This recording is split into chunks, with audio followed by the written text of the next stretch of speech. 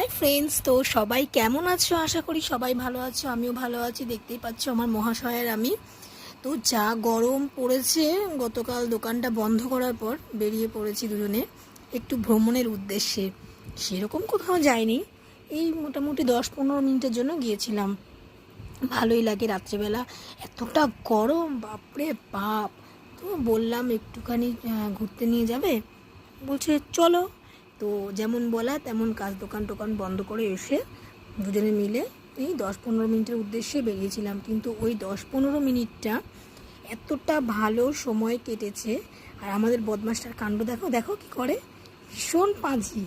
তো আমার ভীষণ ভালো লেগেছে। তো কারা কারা এরকমভাবে ঘুরতে যাও আমাকে কিন্তু কমেন্ট করে অবশ্যই জানাবে।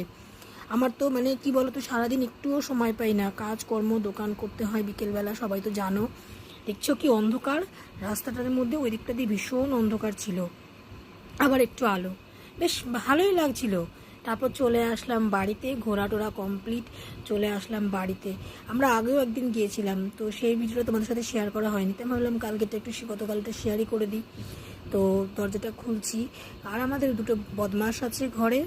তো কি করব, যা গরম লাগছিল, ঘরে তো আসতেই হবে, কারণ খেয়ে দিয়ে ঘুমাতে হবে। তখন বাজে কিন্তু রাত 2টো, যখন আমরা বেরিয়েছি। দোকান বন্ধ করেছি 1:30, বাড়িতে এসেছি দেখি 2:05, তখন কিন্তু আমরা বেরিয়েছি।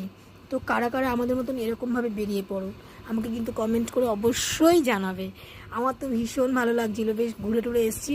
কিন্তু ঘরে এসে যেমন তেমনই আবার গরম। এই যে আমার মহাশয়ের আমি, তো কী করব, চলে তো আসতেই হবে। তো কেমন লাগলো ভিডিওটা আমাকে অবশ্যই জানাবে। বাই।